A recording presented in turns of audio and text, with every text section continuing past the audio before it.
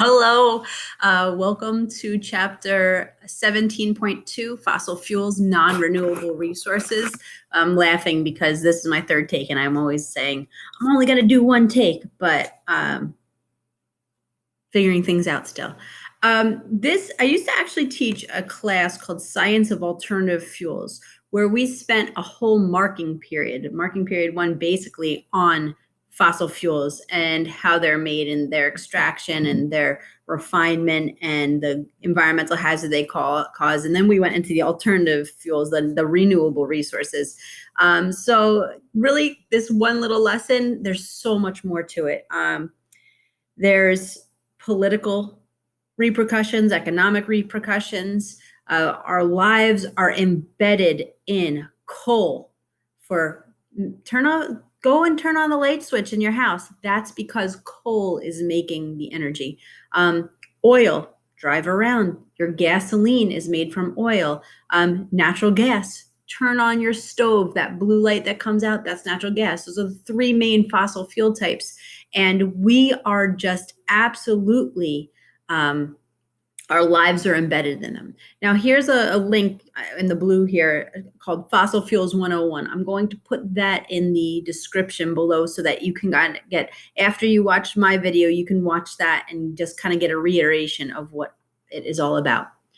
So fossil fuels, we have here an area where these are piles of coal. Coal, if you go down by train tracks, you can actually find little lumps of coal that have fallen out of the train. We still put coal in open train cars and drive it around and get it to our factories that way. So you could still find lumps of coal there. So our three fossil fuels, coal, oil, also called petroleum, also called crude oil, and natural gas. They're millions of years old. That's why they're called non-renewable resources, because they won't be able to be made again in our lifetime. And we're going to talk about the different conditions that produce the three. There's a lot of misconceptions. I think I talked to you about that one. This stuff does not come from dinosaurs. Absolutely not. So coal, plants, okay, ancient plants. So we want to talk about that. Ancient plants that had died and got subject to pressure, a lot of pressure, and high heat over millions of years. First, it formed this stuff called peat. And in a lot of European cities, they will still take the peat and burn it. And it burns disgusting, totally black smoke, horrible. And coal still kind of is that way. There's different levels of it, as you can see here: lignite, subbituminous, bituminous coal, and anthracite. As you go down, that's because it's getting harder and actually more efficient to burn. We want the anthracite coal because that's going to burn longer. But we still can use bituminous coal and lignite.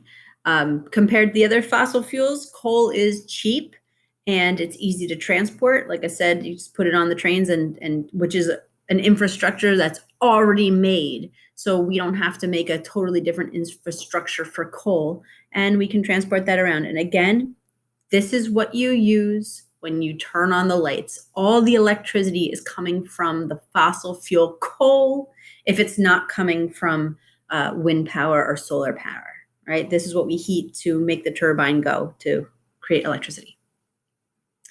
Coal mining, there's two different ways they can mine it. One is called strip mining, where they actually will take away layers and layers and layers of a mountain to get to the coal deposits. It's safer for the miners because they're not going down deep. If you look at the second, subsurface mining, this is when they go into these underground shafts. And as they collect the coal, sometimes those underground shafts will collapse.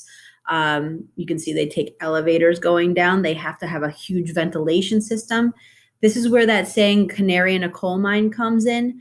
The canaries, when the oxygen level was dropping, were more sensitive to it and they would die. So when the miner saw that the canary died, they knew that they didn't have enough oxygen and they needed to get out of the coal mine.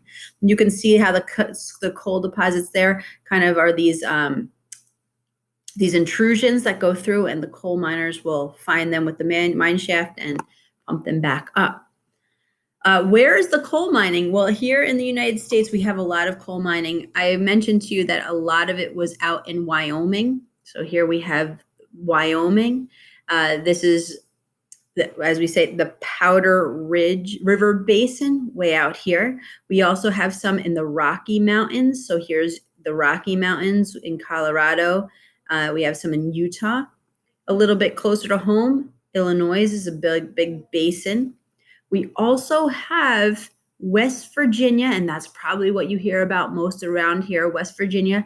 Its major economy is coal mines. So Northern Appalachia and Southern Appalachia, Central Appalachia. So this would be Southern Appalachia. So here you have Ohio, Pennsylvania, and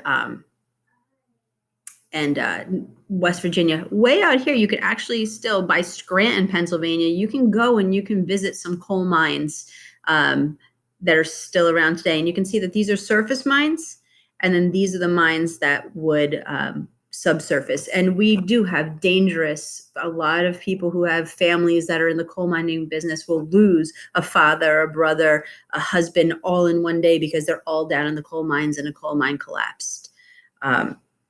The most productive is the one out here in Wyoming for us, and the second most productive are the Appalachian coal mines.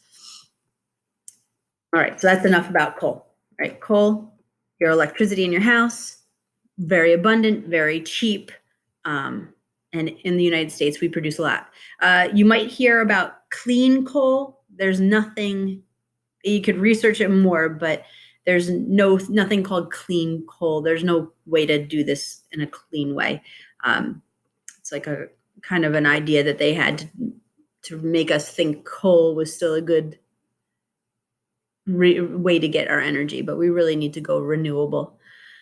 The next is oil, aka crude oil, aka petroleum, all the same thing. It comes, and you can see all these different colors. So when you talk about oil, you have light and heavy. There's a scale, light and heavy, and you have sweet to sour. The sweet light the sweet light oil is the most prosperous. The heavy sour is the less prosperous. So when you start looking at different oils from around the world, some oil wells make more money than others because of the type of oil that they have. Oil. Ancient marine organisms, tiny little marine organisms, tiny little zooplankton, phytoplankton that have settled down to the bottom of the ocean. The reason Saudi Arabia has so much oil is because the one side of it was this shallow ocean for millions of years, where these tiny little microorganisms were just swimming around and dying and accumulating, and then pressure and time made it oil. It's all about geology and geography, where they were and what was there in ancient times like 300,000 years, 300 million years ago, what it was like before the dinosaurs. So ancient marine organisms created oil. They're usually in underground deposits. Sometimes they seep up, like the La Brea tar pits out in LA. Those are actually oil pits where the animals walked through and got stuck. So that's why we have saber-toothed tiger fossils there, and woolly mammoths got stuck in there. Sometimes a little strain of it comes up to the surface, but that's not usually how we find it. We find it underground. Oil has a lot of different purposes, but the main purpose is for transportation, right? And ships use diesel, trucks use diesel, planes use jet fuel. So there's different levels. And then cars use gasoline mostly. There could be a diesel car out there. If you ever hear like a little Jetta going, the diesel motor tends to knock a little bit more, but that is a different fuel. And if you put gasoline into a diesel motor or vice versa, you're going to have a big problem. So when you pull up to the gas station, you see the green handle, that's diesel. And when you see it's either black or red or another color, that's going to be your gasoline. And now you might even see a biodiesel and a yellow handle, and that's made from oil like cooking oil, but that's not this oil. But that could be an alternative. We call them petrochemicals, and they come from hydrocarbons. So here's the picture of how oil is made. So ancient oceans about 300 to 400 million years ago had these small marine organisms that when they died, they rained down. And then you could see that they collected, and then this impermeable rock went on top of them, and years and pressure turned them into oil. And also, after that oil was made longer, more pressure, more time, natural gas was made. Natural gas is a smaller molecule, so it takes longer for all those big biomolecules to break down into something small like methane, which is CH4, one carbon and four hydrogens around it, the smallest gas molecule that we have. So we continue on here. Here are the oil producing countries. Remember, I told you all about geography. Now, just because Russia up here is all purple doesn't mean the whole thing produces oil. And right here is Saudi Arabia. This whole side has no oil. Pause. And this side has the oil. So all around the Gulf of Mexico, here we have tiny little Kuwait, Iraq, Iran. We have I think this is, I remember, Yemen and Oman and Yemen. This whole area here had was once under an ocean. Then if we come over and we come Venezuela, and we have our oil producing states out here, and then up in Alberta, Canada. And just because all of Alaska is colored, only the northern part in Prudhoe Bay really has those oil reserves that we go after. Now, when we go over here to Norway and we go to the British Isles, they don't actually produce oil on the continent. They have to go out into the sea, the North Sea, and they have oil deposits below the surface of the water. So when you see these countries that are highlighted, it's not because their whole country produces oil, it's because there were certain geological factors that created the oil and just happened to be within their borders. Now, if you want to understand the geopolitics or the politics of this, right now, the OPEC countries, and this could be an old map, but Venezuela, we have Libya, we have Saudi Arabia. So we have some African countries and some Middle Eastern countries and some countries in South America. What they have done is they have decided to play this horrible game of flooding the market with oil, driving down the prices during this whole coronavirus, where we don't need that flood of oil because people all around the world are staying home and not driving. So while the demand goes down and the supply goes up, the price is dropping. And actually, people are now paying to get rid of their oil. Instead of getting paid, they're having to pay. The price of a barrel of oil, if I checked this morning, was negative $37. So they're playing this horrible game. And it was all, if you can see here, you see how Russia is not in OPEC. Russia and Saudi Arabia were playing this horrible game right in the beginning of February, late February, March, where they're trying to drive up the oil price, then drop it, and they're really wrecking that industry. But again, politics is involved in oil. We are trying not to rely on foreign oil, and so therefore you may hear, "Oh, we have enough oil in the United States." Well, yes, there's some in Texas. There's a lot in Oklahoma, and these are the kind that you could slurp out with a soil. That classic that you see, the classic oil wells that you see. But out here in Utah and in Wyoming and Montana and the Dakotas, there's another type of oil called tar sands. And then we're going to get into the dirtiness of that. Alberta, Canada also has tar sands or oil shale, it's called. And that's a very dirty, dangerous, environmentally dangerous, hazardous, expensive way to get oil. But we don't want to rely on foreign oil. So that's why we go domestic. So extracting oil, there's, like I told you about, the slurp up way, and a lot of oils are still found where they have to go out into like the Gulf of Mexico. So the water, that's why they're showing this. So primary extraction, it's like when you can just pop the well in, and it just, the pressure that is being put on it just makes the oil come up. That's like when you see the oil well exploding, that's because of that pressure. Just right here, you want to see there's a gas cap. That's the natural gas. Oil and natural gas are found together because oil, once it has more pressure and more time, those little natural gas uh, molecules, which are less dense, rise to the top and make a gas cap. So once that pressure has stopped, here we have what happens is you have to push water down into the oil area, and that pushes it up. At this point in time, they're making that pressure so they can get the last little bits of oil that are stuck in the rock. And the very last, what we don't want to go into, but we are being forced to go into. I got this picture here for you. As far as your eye can see here, they have stripped the land. This is in Canada. This was the boreal forest, and beautiful forest.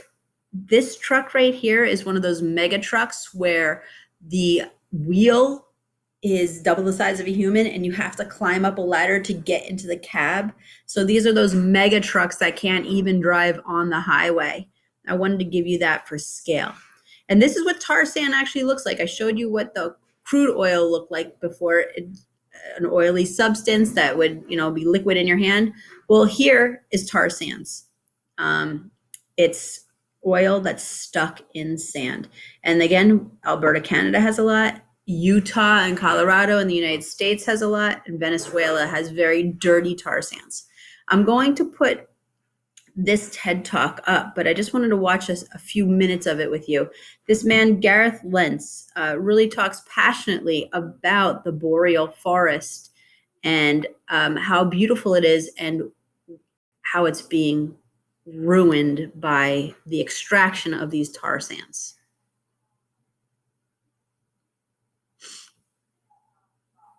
All right, it's called The True Cost of Oil. And again, here's a picture of one of those tar sand mines with those trucks for scale. Ounce of greenhouse gases, and I was watching it for a minute here.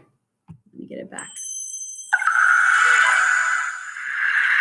The world's largest and most devastating environmental industrial project is situated in the heart of the largest and most intact forest in the world, Canada's boreal forest. It stretches right across northern Canada. In Labrador, it's home to the largest remaining wild caribou herd in the world, the George River caribou herd, numbering approximately 400,000 animals. Unfortunately, when I was there, I couldn't find one of them. But you have the antlers as proof. All across the boreal, we're blessed with this incredible abundance of wetlands. Wetlands globally are one of the most endangered ecosystems. They're absolutely critical ecosystems. They clean air, they clean water, they sequester large amounts of greenhouse gases, and they're home to a huge diversity of species. In the boreal, they are also the home where almost 50% of the 800 bird species found in North America migrate north to breed and raise their young. In Ontario, the boreal marches down south to the north shore of Lake Superior. And these incredibly beautiful boreal forests were the inspiration for some of the most famous art in Canadian history. The Group of Seven were very inspired by this landscape. And so the boreal is not just a really key part of our natural heritage, but also an important part of our cultural heritage. In Manitoba, this is an image from the east side of Lake Winnipeg, and this is the home of the newly designated UNESCO Cultural Heritage Site. In Saskatchewan, as across all of the boreal, home to some of our most famous rivers, an incredible network of rivers and lakes that every school-age child learns about, the Peace, the Athabasca, the Churchill here, the Mackenzie. And these networks were the historical roots for the Voyageur and the Coureur de Bois, the first non-Aboriginal explorers of northern Canada that, taking from the First Nations people, used canoes and paddled to explore for a trade route, a northwest passage for the fur trade. In the north, the boreal is bordered by the tundra. And just below that, in Yukon, we have this incredible valley, the Tombstone Valley. And the Tombstone Valley is home to the porcupine caribou herd. Now, you've probably heard about the porcupine caribou herd in the context of its breeding ground in Arctic National Wildlife Refuge. Well, the wintering ground is also critical, and it also is not protected and could be potentially exploited for gas and mineral rights. The western border of the boreal in British Columbia is marked by the Coast Mountains, and on the other side of those mountains is the greatest remaining temperate rainforest in the world, the Great Bear Rainforest, and we'll discuss that in a few minutes in a bit more detail. All across the boreal, it's home for a huge, incredible range of indigenous peoples and a rich and varied culture.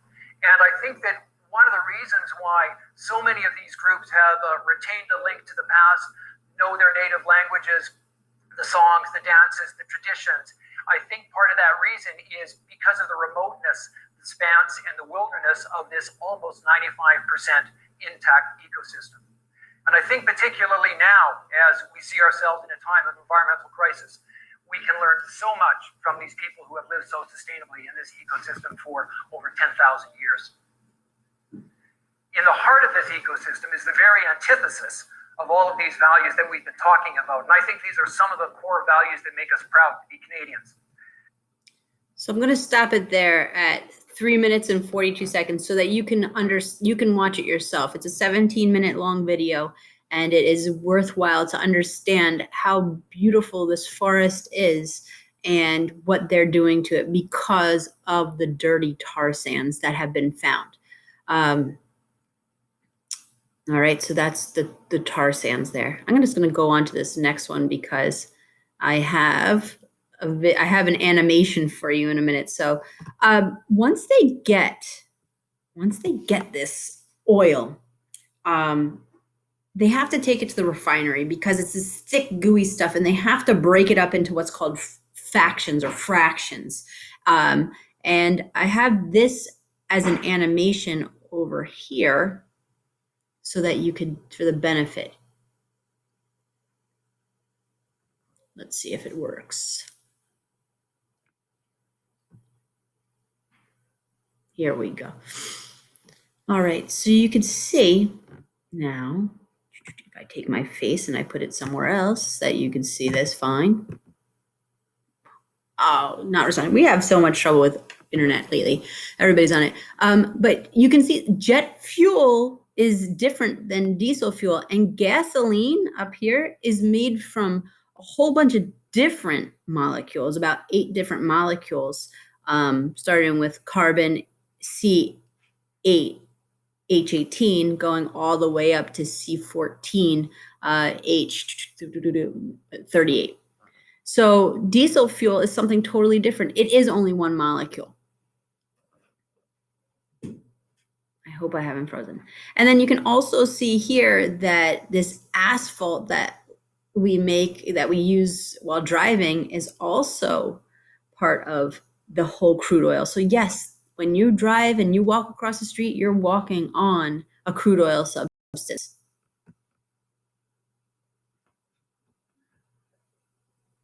All right. I hope that you got that, but we'll go over it again here. So you can see the crude oil is put into a storage tank. Now we have a boiler heating it up to about 240 degrees Fahrenheit. And as the molecules rise, the lighter molecules will go to the top and get taken off. This is going to be up here. This is going to be the rest of your methane, your propane for your propane barbecue, butane for lighters. The middle, the upper here is gasoline. Then we have kerosene, which is the jet fuel, and so on and so forth, all the way down to asphalt, which is that actual solid. So let's get to the natural gas, the third fossil fuel. So we have coal, which was made from ancient plants, oil, which was made from ancient organisms, living organisms that were in the ocean. And now the natural gas, it just takes a little bit more time and a little bit more pressure, and the natural gas gets made. It is methane, CH4. It is always found above the oil and coal because that's where it rises to. Because it is a littler molecule, it's less polluting. It gives off less carbon dioxide than the others, and Again, you see this when you turn on your stove or your dryer, it works on natural gas. So basically, if you have natural gas coming into your home, your oven's working on it, your stove is working on it, your dryer is working on it. So I just wanted to talk to you a little bit more about the oil and the pipelines. So way up here in Alberta, that's where that Athabasca tar sands are. And a few years ago, there was the Keystone XL pipeline, and it went straight through some Native American reservations, which is land that the white American had given them and to live on and continue their lifestyle. And now we wanted to go, and this old red pipeline wasn't good enough. We wanted to make a new one. And so there were a lot of protests here. We have a march on Washington. Here we have the Native tribes, and there was a lot of arrests. People stayed there throughout winter. They wouldn't let things happen. And for a little while, they were successful. But unfortunately, it didn't work out the way they wanted to. I'm going to show you just how many pipelines take our oil and natural gas around the United States. This is a video that's on YouTube.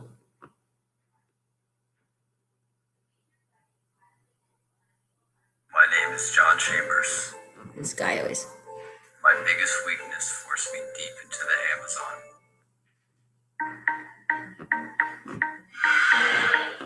Here we have the United States, and here are all the major oil and natural gas pipelines in the United States.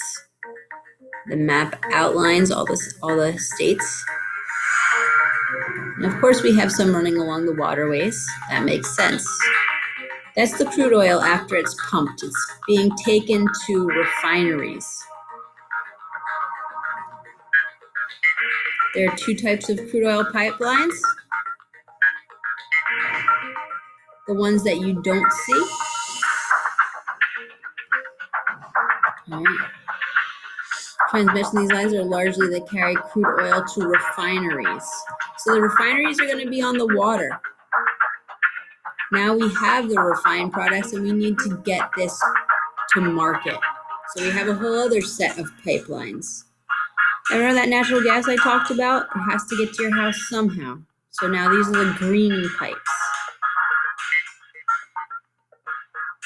Here, coming up the East Coast, there's New Jersey. Here's where our oil refineries are. The first major crude oil line was laid in Pennsylvania in 1879, bringing oil to the major cities.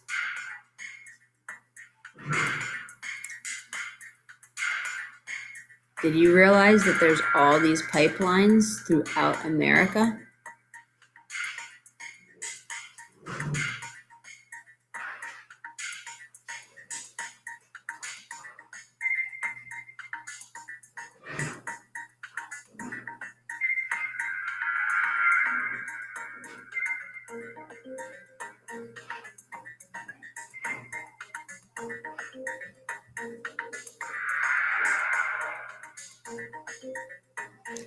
And here, I just want to talk about this, if I can stop it.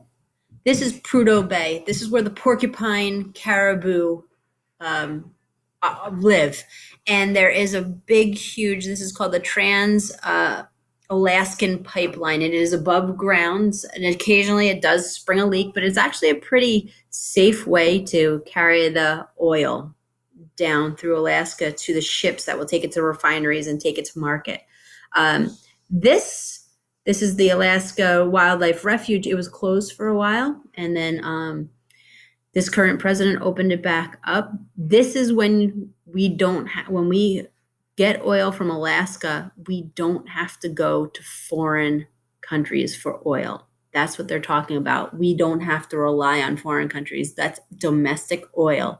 So again, there's a lot of politics wrapped up in oil and the environment. The environmentalists don't want this, but then we are so reliant on oil that if we don't open up, and this is me just telling you the facts, not my opinion, if we don't open up these domestic oil wells, then we have to play into OPEC and their games. So if we just become self-reliant and get our own oil, that's better for us politically.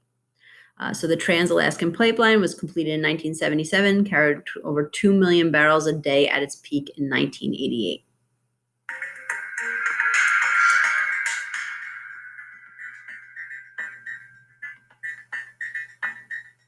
So it's the safest way to transport. There's no truck drivers falling asleep or getting into accidents. See, so huge percentage making millions.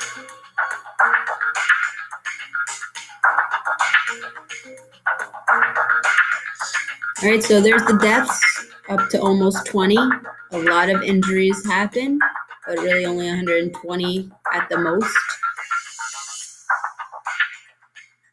Property damage, a lot.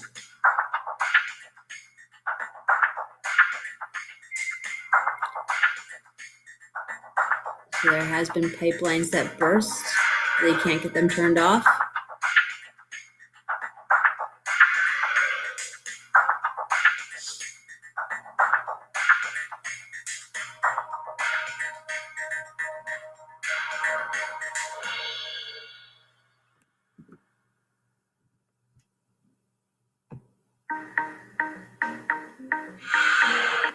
All right, coming back down here to our PowerPoint. And so that's what I was talking about with that pipeline, but you can see there's tremendous amount of pipelines. So fossil fuel supply, some people say that we have reached peak oil, meaning we've gone past what we could find and now we're just going to start running out. Yes, that's true, but other people say, and these are analysis, say that we still have hundreds of years. And this is all about where and how you get it. So consumption is still rising. I want you to realize that the oil that you use to drive your car to the mall was made over 350 million years ago. That's how long it took. It was made during the Carboniferous period. That's when the sharks started swimming in the ocean. That's before any dinosaurs were around. And we can't get any more. Our new oil sources are those dirty oil sands and oil shales and the methane hydrates. Again, they're expensive, they're energy intensive, and they can be hazardous to your health and the environment's health. Coal is still very abundant, but again, it's still not infinite. What I've put on here is the price of oil. The price of oil is something interesting to watch if you want to know about politics. So this is the price per barrel, so $50 per barrel. During September 11th, it dropped, just like in our pandemic here. When we invaded Iraq, the price went up. Then during this financial crisis of 2008, I remember this day, it was up to $160, $175 a barrel. Gasoline was $4 a gallon. And so this is actually, in 2008 is when we decided to create the class Alternative Fuels and the Science of Alternative Fuels at Memorial High School. So it really made us think what was going on. Hi. All right, shh, I'm just almost done. And then you can see that, boom, it fell. I remember during this time, people on Route 3, like the cars were just disappearing. And I was like, oh, maybe it's because they're starting to carpool because gas is so much, but it wasn't. They were losing their jobs and less people were going to New York City. So you could see that it remained around $100 a barrel, and that became kind of normal. Then it dropped. And during this COVID pandemic, it went down to $30 a barrel when it was only, and you could sell it for $35 a barrel. You could buy it for $30 and sell it for $35 in future markets. I remember a little bit of this. So the people questioned to the plane into New York City, and then New York City fell down because bad people were shooting them.